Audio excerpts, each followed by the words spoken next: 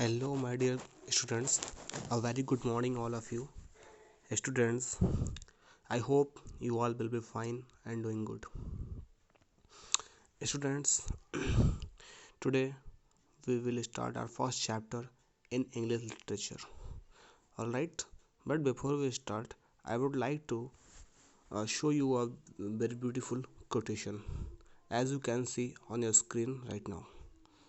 Students, you can see a very beautiful lines on your screen. Students, what did you understand? Let's try to understand. Your faith can move mountains and your doubt can create them. Did you understand anything? Okay, if you didn't, let's go to the story first and then in the last I will explain you this quotation. Alright? Because this quotation is totally based on the story which I am going to tell you today. Okay students, so let's start our first chapter without any further delay. So my dear students, today we are going to start our first chapter which is a letter to God. A letter to God, and the story is written by G.L. Huvents. G.L. Huvents, he is such a great writer. Okay, he has written many such great stories. You can Google about him and you will come to know about many other great facts about this legend. All right, so बच्चों, आज हम लोग जो chapter start करेंगे वो है a letter to God. A letter to God. And as I always tell, before we start something we must know what is the meaning of the title. कुछ भी शुरू करने से पहले उसके टाइटल का मीनिंग जान लेना, समझ लेना बहुत ज़रूरी होता है. And because this story is so emotional and gives us a very good message, so it is necessary to understand what is the meaning of the title. It becomes necessary, so let's know. बच्चों, a letter to God. देखिए बच्चों, एक letter मतलब एक पत्र होता है जो भगवान को लिखा जा रहा है. अब ये टाइटल दिया हुआ है and this title is the best title for this story. इस स्टोरी के लिए ये टाइटल बेस्ट है. अ लेटर टू गॉड, भगवान को लिखा हुआ एक पत्र. G.L. Huvents ने लिखा है.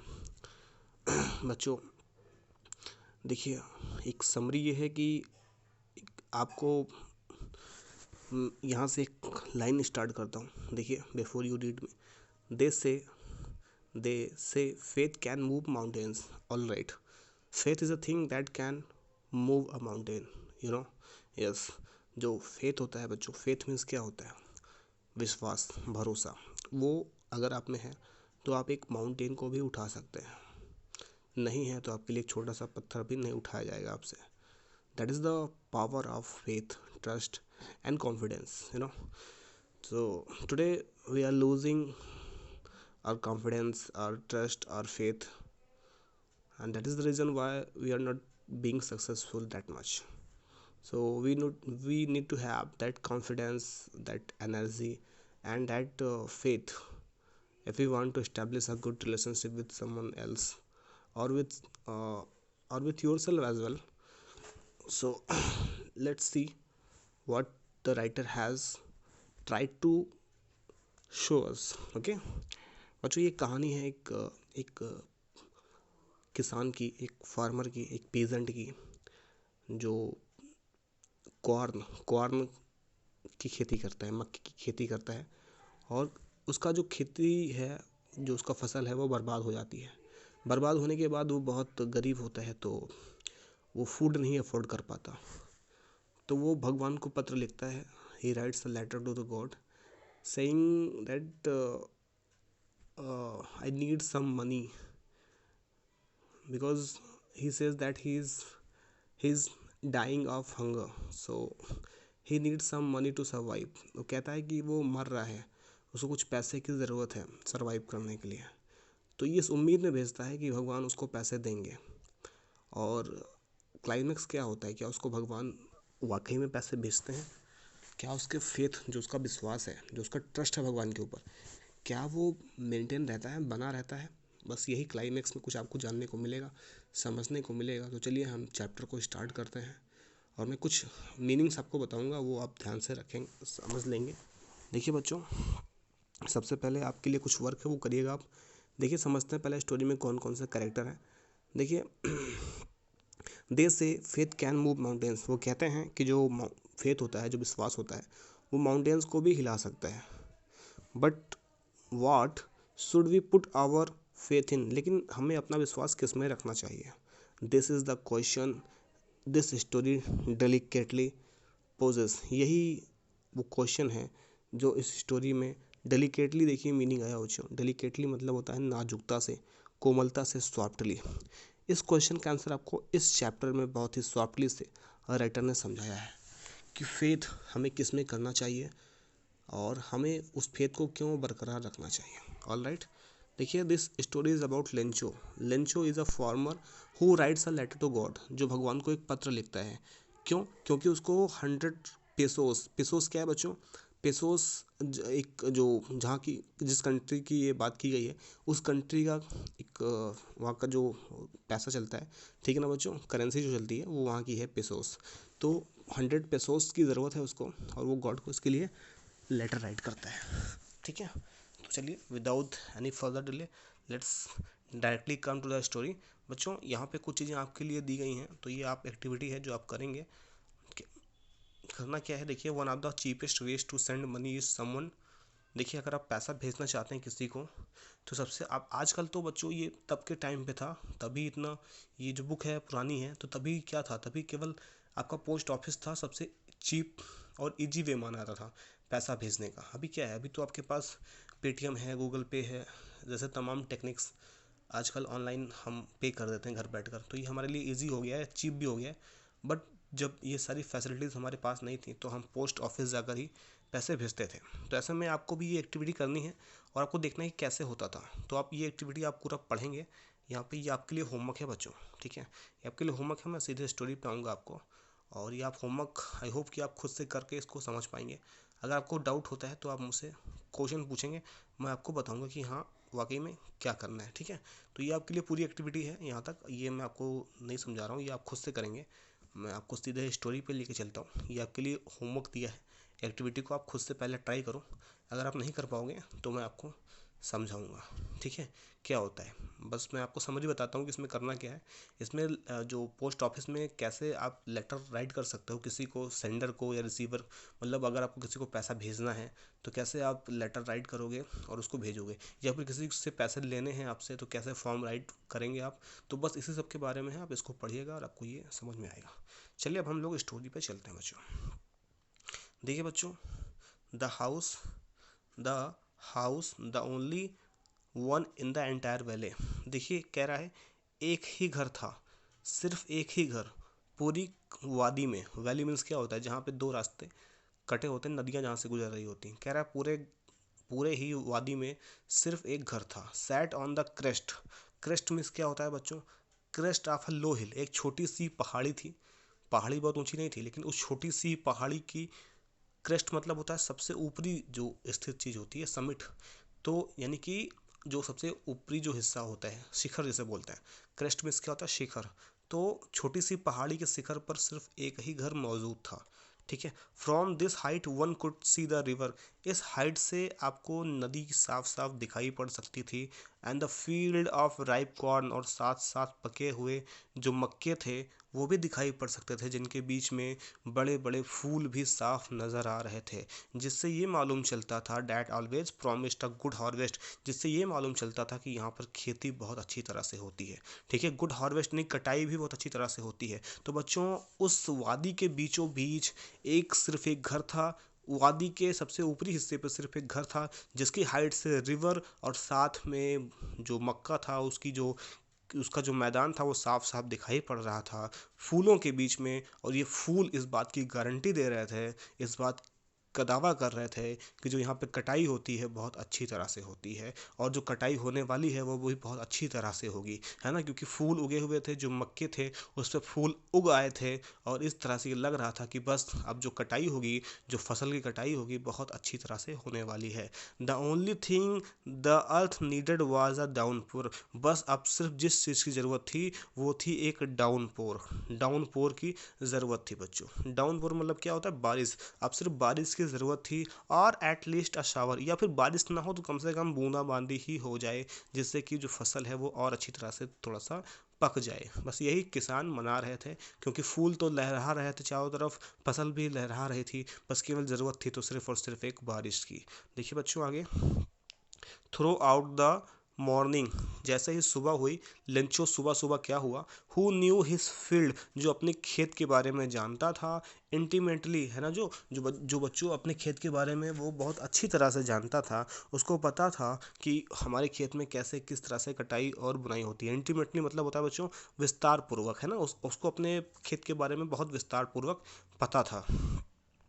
देखिए बच्चों, सो वो सुबह से ही अपने खेत को जुट गया देखने के लिए, ठीक है, बस वो मना रहा था कि जल्दी से बारिश हो जाए और मैं फसल की कटाई करूं। देखो बच्चों, had done nothing else but, तो वो सुबह सुबह जैसे लंचो सुबह हुई, वो अपने खेत की तरफ आ गया, देखने लगा, और क्या करने लग गया, ऊपर आसमान की ओर देखने लग गया, और वो ऐसा मना रहा था मानो कि बस बारिश हो जाए। तभी उसने क्या देखा, उसने देखा कि जो नॉर्थ ईस्ट का एरिया है, जो नॉर्थ ईस्ट का एरिया है बच्चों इधर की तरफ, वहाँ पे बादल छाए हुए हैं। उसने क्लाउड्स देखे, और उसने क्या बोला, उसने अपनी जो वाइफ थी उससे बोला, now we are really going to get some water, उसने बोला अब हमको कुछ पानी मिलने वाला है, यानी कि बारिश होने वाली है। The woman who was preparing supper, देखिए बच्चों एक वर्ड आया हुआ है सपर, क्या वर्ड आया हुआ है, सपर। सपर का मीनिंग क्या होता है बच्चों, आपने ब्रेकफास्ट सुना होगा, आपने लंच सुना होगा, डिनर सुना होगा। एक वर्ड है समर, समर भी मील का नाम होता है। कौन सा मील का, समर जो मील होता है जो नाइट के सबसे लास्ट में खाया जाता है, यानी डिनर के बाद भी खाया जाने वाला एक फूड, एक मील होता है, इसको सपर बोलते हैं बच्चों, ठीक है। ये बहुत रात में खाया जाता है, यानी 12-1 बजे के आसपास जो भी खाते हैं लोग उसको सपर बोलते हैं, डिनर नहीं बोलते, क्योंकि डिनर जो होता है वो एक्चुअली क्या होता है बच्चों, नॉर्मली उसको हम लोग 10 बजे के आसपास, बहुत ज़्यादा लेट करेंगे तो 10 बजे के आसपास जो खा लेते हैं वो डिनर कहलाता है। उसके बाद जब एकदम भरी रात में कोई भी चीज़ खाई जाती है तो उसको सपर बोलते हैं, ठीक है। आई होप कि ये टर्म आपको क्लियर हो गया। तो जो उसकी वाइफ थी वो क्या सपर तैयार कर रही थी, उसने रिप्लाई दिया यस गॉड विलिंग, उसने कहा लगता है भगवान भी यही चाहता है कि बारिश हो जाए। The older boys were working in the field, अब जो लेंचो था उसके बड़े बच्चों जो थे वो खेत में काम कर रहे थे, जबकि जो छोटे बच्चे थे वो बाहर क्या कर रहे थे, प्लेइंग नियर द हाउस, वो घर के पास खेल रहे थे। Until the women called to them all, ठीक है, बच्चे खेल रहे थे और जो बड़े बच्चे थे वो खेत में काम कर रहे थे। तभी उनकी माँ ने, यानी कि लेंचो की वाइफ ने उन सबको बुलाया, किसके लिए, खाने के लिए, ठीक है।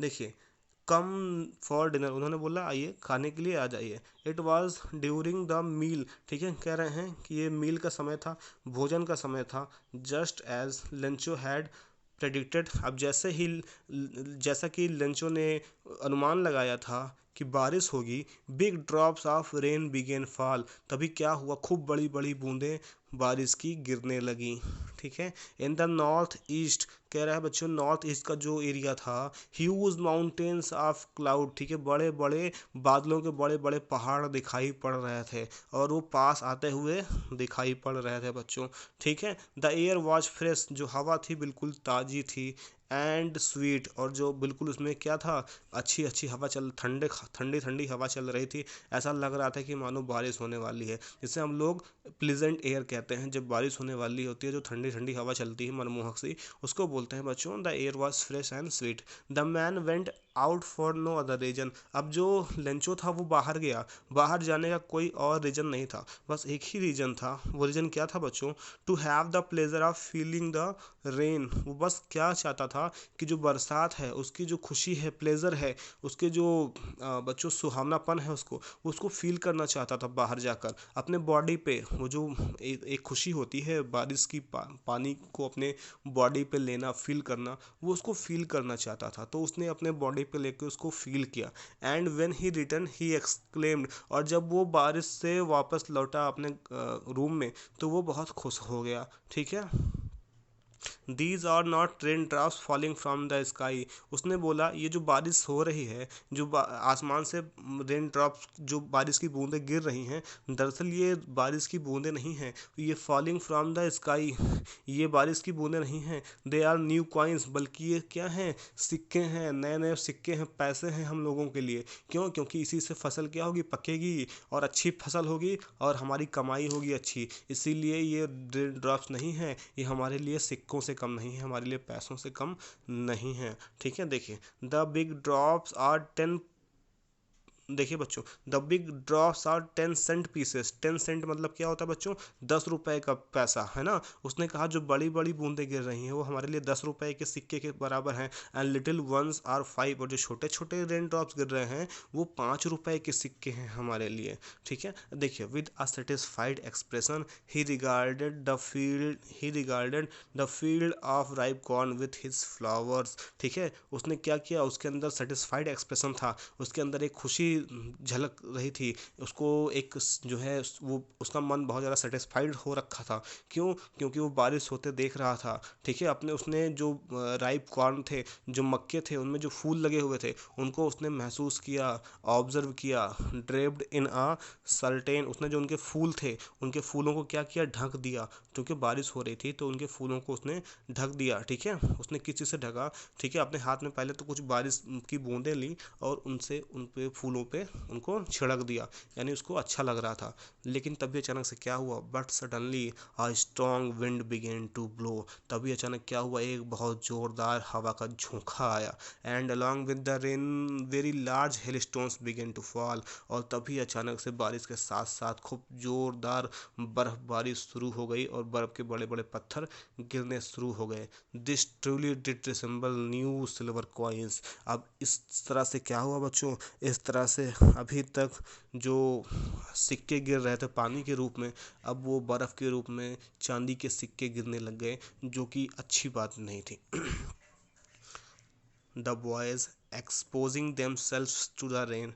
देखिए जो बच्चे थे जो काम कर रहे थे, जो लेंचों के लड़के थे, ठीक है, एक्सपोजिंग टू द रेन, उन्होंने क्या किया, बारिश को ऑब्जर्व कर लिया और बारिश को ऑब्जर्व करने के बाद ran out to collect the frozen pearls. और उसके साथ साथ जो फ्रोजन पल्स मतलब होता है बच्चों, जो बारिश जो बर्फबारी में बर्फ़ गिर रहे होते हैं, उन बर्फ़ को इकट्ठा करने के लिए बच्चे दौड़े जोर से खेतों में, है ना। It is really getting bad now exclaimed the man. तभी लेंचो ने कहा बहुत बुरा हो रहा है, सिचुएशन अब ख़राब हो रही है। I hope it passes quickly, उम्मीद करता हूँ जल्दी से बर्फ़बारी गुजर जाएगी। It did not pass quickly, लेकिन बर्फ़बारी जल्दी से नहीं गुजरी। For an hour the hell rained on the house, 1 घंटे तक करीब बर्फ़बारी होती रही और घर पे जो है बर्फ़ के टुकड़े गिरते रहे। द गार्डन, मैदान में गिरते रहे।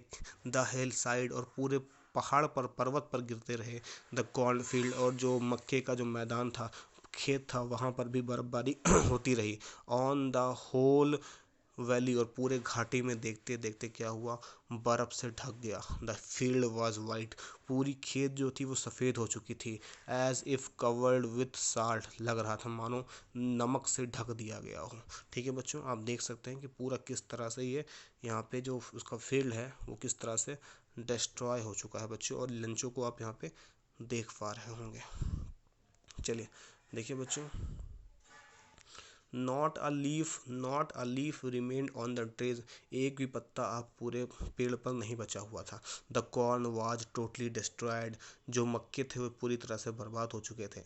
The flowers were gone from the plants, और जो फ्लावर्स थे, जो पेड़, जो फूल थे, वो पेड़ से गायब हो चुके थे। Lencho soul was filled with sadness, Lencho का जो सोल था, जो उसकी अंतरात्मा थी, वो बिल्कुल दुखी हो चुकी थी। उसका जो उसकी जो अंदर से सोल थी, ठीक है, जो उसका ज़मीर था वो मर चुका था, क्योंकि अब वो बहुत दुखी हो टूट चुका था इस इंसिडेंट के बाद। व्हेन द स्टॉर्म हैड पास, जैसे ही स्टॉर्म मतलब आंधी होता है, जैसे ही तूफान पास हुआ, he stood in the middle of the field, वो जाकर खेत के बीचों बीच में खड़ा हो गया। And said to his sons, और अपने बच्चों से कहने लगा, a plague of locust, plague मतलब होता है बच्चों संक्रमण, है ना। अ प्लेग ऑफ लोकस्ट कह रहा है, अगर लोकस्ट मतलब होता टिड्डे, अगर एक टिड्डों का पूरा समूह यहाँ पर आ गया होता हमारे फसलों को खाने के लिए, तो भी उसने इतना बर्बाद नहीं किया होता जितना कि इस बर्फबारी ने कर दिया है। इसने हमारे लिए कुछ भी नहीं छोड़ा है। This year we will have no corn, इस साल हमारे यहाँ कोई भी मक्का नहीं होगा। That night was a sorrowful one, ये रात जो है बहुत खतरनाक रात थी, बहुत दर्द भरी रात थी। All our work for nothing, हमने इतनी जो मेहनत की वो सब के सब कहाँ चले गए, बेकार हो गए। There is no one who can help us, अब हमारी मदद करने के लिए कोई भी नहीं है। Will all go hungry this year, इस साल हमें भूखा ही सोना पड़ेगा। बच्चों अब देखिए ओरल कॉम्प्रिहेंजन चेक, यहाँ पे जो ओरल कॉम्प्रिहेंजन चेक है इसको आप सॉल्व करेंगे। What did Lencho hope for, Lencho किस चीज़ की उम्मीद कर रहा था। वाई डिड लेंचो से the rain drops were like new coins, जो लेंचो था उसने जो बारिश की जो बूंदें थी उसको नए सिक्कों से क्यों कंपेयर किया। How did the rain change, बारिश कैसे चेंज हो गई। What happen to Lencho's field, और लेंचो के जो फील्ड थे उसमें क्या हुआ। What were Lencho's feeling when the hail start, और लेंचो की क्या फीलिंग थी जब बारिश यानी कि जब बर्फबारी रुक गई तो उसके अंदर क्या फीलिंग आई। चलिए बच्चों आगे देखिए। But in the hearts of all who lived in that solitary house in the middle of the valley there was single hope, help from God। अब जब सब कुछ खत्म हो चुका था तो सिर्फ उसके दिल में, ठीक है, hearts of all who lived in that solitary house, अब देखिए उस घर में, solitary मतलब होता है उस अकेले घर में जितने भी लोग रहते थे सबके हृदय में सिर्फ एक ही लोग निवास करता था, एक ही उम्मीद निवास करती थी। यानी अब सबके दिल में बस एक ही उम्मीद बची हुई थी, और वो उम्मीद क्या थी, there was a single hope, और वो उम्मीद थी भगवान से मदद। ठीक है, अब कोई हेल्प करने के लिए नहीं था, अगर कोई हेल्प कर सकता था तो दैट वाज गॉड। चलिए आगे देखिए बच्चों। डोंट बी सो अपसेट, उन्होंने कहा बहुत परेशान मत होइए। Even though this seems like a total loss, ठीक है, उस मैन ने कहा बहुत परेशान मत हो, हालांकि ये हमको मालूम है कि ये पूरा एक बहुत बड़ा नुकसान हमारे लिए हुआ है। रिमेंबर, लेकिन याद रखो, no one dies of hunger, कोई भी भूख से नहीं मरता है। ठीक है, कोई भी भूख से नहीं मरता है। दैट्स व्हाट दे से, भगवान भी यही कहते हैं, no one dies of hunger, कि कोई भी भूख से नहीं मरता। ऑल थ्रू द नाइट, सारी रात, Lencho thought only of his one hope, बस वो केवल अपने एक उम्मीद के बारे में सोचता रहा, द हेल्प ऑफ गॉड, भगवान की मदद। ठीक है, whose eyes as he has been instructed, उसकी आंखें जो थी, like everything even what is deep in one's conscience, वो केवल एक ही चीज़ देख पा रहा था, और वो था क्या, अपने अंदर को, विश्वास को। कॉन्साइंस मतलब क्या होता है, अपने अंदर के विश्वास को, उसके अंदर जो विश्वास जगा हुआ था बच्चों, उसके अंदर जो उसको मालूम था कि मेरी चेतना, जो मेरा विश्वास है वो भगवान की, मैं अगर हेल्प लूँगा तो भगवान मेरी हेल्प ज़रूर करेंगे। उसकी आंखें बस चारों तरफ यही देख रही थी, इस उम्मीद के साथ कि भगवान मेरी मदद ज़रूर करेगा। Lencho was an ox of a man, Lencho बिल्कुल एक बैल की तरह था, आदमियों के बैल, आदमियों में जो बैल होते हैं, ऑक्स ऑफ मैन, यानी अगर आदमियों में कोई बैल होगा तो वो लेंचो ही था। क्यों, क्योंकि वर्किंग लाइक एन एनिमल, वो हमेशा एनिमल की तरह वर्क करता था इन द फील्ड, खेतों में। But still he knew how to write, लेकिन उसको लिखना पढ़ना आता था। द फॉलोइंग संडे, आखिरकार अगले संडे, एट डे ब्रेक, जब दिन में थोड़ा सा उसको छुट्टी मिली, he began to write a letter which he himself would carry to town, उसने एक लेटर लिखना शुरू किया, ठीक है, जो अपने पास वो खुद रखता था, and place in the mail, और जाकर उसने क्या किया, उसको मेल कर दिया, पोस्ट ऑफिस में जाकर उसको मेल कर दिया। It was nothing less than a letter to God, और ये किसको लिखा गया था लेटर, ये भगवान को लिखा गया था लेटर। ठीक है ना बच्चों, भगवान को लेटर लिखा था इन्होंने। देखिए आगे देखिए इन्होंने क्या लिखा था। गॉड ही रोट, उन्होंने लिखा, भगवान, if you don't help me, अगर आप मेरी मदद नहीं करते हो, my family and I will go hungry, तो मैं और मेरी जो परिवार है वो क्या होगा, भूखे मर जाएंगे इस साल। I need 100 pesos in order to sow my field, उन्होंने कहा लेंचो ने कि मुझे करीब 100 रुपए की ज़रूरत है ताकि मैं दोबारा से अपने खेत को उसमें बीज डाल सकूं, and to live until the crop comes, और तब तक, जब तक कि फसल उग जाए तब तक मैं अपना जीवन यापन कर सकूं, इसके लिए मुझे 100 पेसोस की ज़रूरत है। बिकॉज द हेल स्टॉर्म, उसने पूरी बात बताई कि हेल स्टॉर्म ने मेरा फसल बर्बाद कर दिया है। इतना बड़ा उसने लेटर लिखा, उसने लेटर में ये बातें पूरी लिखी कि the hail storm has destroyed my crops and I need 100 pesos to get survived. Okay, so उसने ये सारी बातें लेटर में लिख दी ही, और लास्ट में उसने एड्रेस क्या लिखा, ही रोट टू गॉड, उसने भगवान को एड्रेस में डाल दिया कि ये पत्र किसके पास जाएगा, भगवान के पास जाएगा। On the envelope put the letter inside, उसने एनवलप लिफाफे के अंदर पत्र को डाला। स्टिल ट्रबल, थोड़ा सा परेशान था वो। वेंट टू टाउन, लेकिन फिर भी कहाँ गया वो, टाउन कस्बे में गया। At the post office, post office गया। He placed a stamp on the letter, उसने लेटर में एक स्टैम्प लगाया, स्टैम्प मुहर लगती है बच्चों, उसको लगाया। And dropped it into the mail box, और जो मेल बॉक्स होता है, जो पोस्ट बॉक्स होता है, उसमें उसने क्या किया, डाल दिया उस लेटर को। वन ऑफ द एम्प्लॉयज़, तभी वहाँ पे काम करने वाला जो एक एम्प्लॉय था, एक कर्मचारी था, हु वाज अ पोस्टमैन, जो कि खुद भी एक पोस्टमैन था, and also helped eight the post office, और जो पोस्ट ऑफिस पर काम भी करता था, वेंट टू हिज बॉस, वो अपने बॉस के पास गया, लाफिंग हार्टली, और ज़ोर ज़ोर से हंसने लगा। And showed him the letter to God, और उसने वो पत्र जाकर अपने बॉस को दिखाया, जिस पर लिखा हुआ था कि एड्रेस पड़ा हुआ है इस पर भगवान का। ठीक है, never in his career as a postman, एक पोस्टमैन के करियर के रूप में उसने कभी भी इस तरह का एड्रेस नहीं देखा था। The postman, the post master, अब जो पोस्ट मास्टर था, जो कि हेड था, अ फैट, वो एक मोटा सा, एमिएबल, एमिएबल मतलब क्या होता है बच्चों, एमिएबल मतलब होता है मैत्रीपूर्ण, एक ऐसा इंसान जो बहुत अच्छा हो, दिल का साफ सुथरा हो। ठीक है, और एक ऐसा भी पर्सन जो सबसे मित्रता रखता हो, दोस्ती रखता हो। तो जो पोस्ट मास्टर था वो मोटा सा, मैत्रीपूर्ण यानी कि दोस्ती रखने वाला, ठीक है, फेलो था, व्यक्ति था। आल्सो ब्रेक आउट लाउड, वो भी जोर जोर से हंसने लगा। बट ऑलमोस्ट इमिडिएटली, लेकिन तभी तुरंत हंसने के साथ साथ ही टर्न सीरियस, वो सीरियस हो गया। And tapping the later on his desk, और उसने क्या किया, लेटर को डेस्क पर चिपका दिया। कमेंटेड, और उसने कमेंट किया, वाट फेथ, क्या विश्वास है। ठीक है, किस प्रकार का विश्वास है। I wish I had the faith of the man who wrote this letter, उसने बोला काश जिस व्यक्ति ने ये लेटर लिखा है उसका मेरे ऊपर भी इतना विश्वास होता। Starting up a correspondence with God, उसने क्या किया, भगवान को देखते हुए ये बातें कहनी शुरू की कि देखिए आप पर कितना विश्वास है उस व्यक्ति को, काश उस व्यक्ति को मेरे ऊपर भी इतना विश्वास होता। ठीक है, देखिए, so in order not to shake the writer's faith in God, इसलिए वो चाहता था कि उस व्यक्ति का जिस पे भगवान पे विश्वास है, उसका भगवान से विश्वास ना टूटने पाए। तो उसने क्या किया, the post master came up with an idea, post master के एक दिमाग में एक सुझाव आया।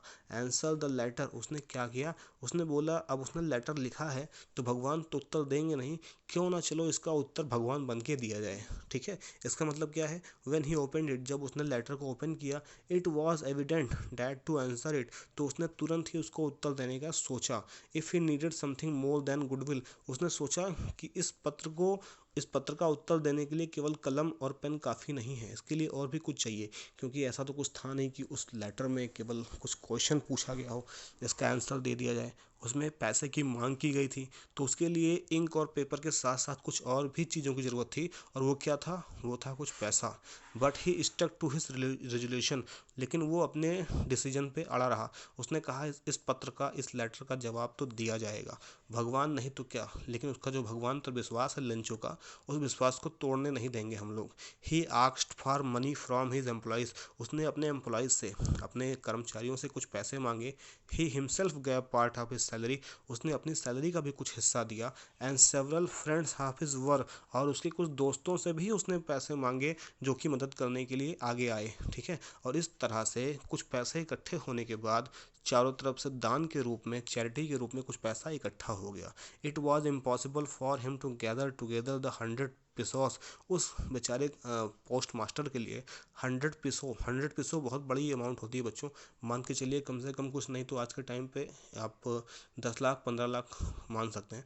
तो इतना पैसा उसके लिए इकट्ठा करना आसान बात नहीं था, फिर भी उसने चैरिटी करके इकट्ठा किया, और उतना उसके लिए पॉसिबल नहीं था, तो इसलिए उसने कितना पैसा इकट्ठा किया। So he was able to send a farmer only a little more than half, तो उसने इसलिए डिसाइड किया कि, और क्योंकि उसके पास उतना ही पैसा अवेलेबल था, तो वो सिर्फ कितना भेज पाया उस किसान को, उसने जितना यानी 50 से प्लस यानी उसने 100 पीसोस मांगे थे तो आधे से कुछ ज़्यादा पैसा वो किसान को भेज पाया। He put the money in an envelope, उसने पैसे को लिफाफे में डाला, एड्रेस टू लेंचो, लेंचो का एड्रेस लगा दिया, and with it a letter containing a single word, और साथ में एक लेटर लिख दिया। लेटर में क्या लिखा हुआ था? सिग्नेचर था किसका? गॉड का। बच्चों समझ में आया? ये स्टोरी पूरी हुई नहीं है अभी, लेकिन इस स्टोरी से बहुत कुछ सीखने को मिला कि जो पोस्ट मास्टर था वो कितना ही काइंड पर्सन था। ठीक है, उसने ये सोचा कि कहीं लेंचो का जो ट्रस्ट है, जो फेथ है भगवान में, टूट ना जाए, इसीलिए उसने उसकी हेल्प कर दी। ठीक है, और देखिए कितना एक नेक इंसान था कि उसने अपना नाम भी नहीं लिखा बल्कि भगवान का नाम लिखा। ठीक है, तो ऐसे हेल्पफुल जो लोग होते हैं उनके लिए सल्यूट ज़रूर बनता है एक। बच्चों देखिए, कॉम्प्रहेंजन चेक में आपको क्या करना है। ठीक है, ये है हु और what did Lencho have faith in, Lencho का फैट, लेंचो का जो विश्वास था वो किस में था और किस लिए था, है ना, उसने क्या किया। Who read the letter, letter किसने पढ़ा। What did the post man do then, उसके बाद पोस्टमैन ने क्या किया। ये सारे जो 6 क्वेश्चन आंसर हैं ये आपको करने हैं बच्चों। नेक्स्ट पार्ट में हम इस जो बचा हुआ है इसको हम कवर करेंगे। ठीक है, और उसके अलावा क्वेश्चन आंसर भी कवर करेंगे, और आपको कहानी का जो आपका लास्ट का है ठीक है, वो बच्चों मैं आपको लास्ट में बताऊंगा कि इस कहानी का जो लास्ट है कंक्लूजन है वो क्या निकल के आता है। ठीक है, until then have a good day ahead, take care.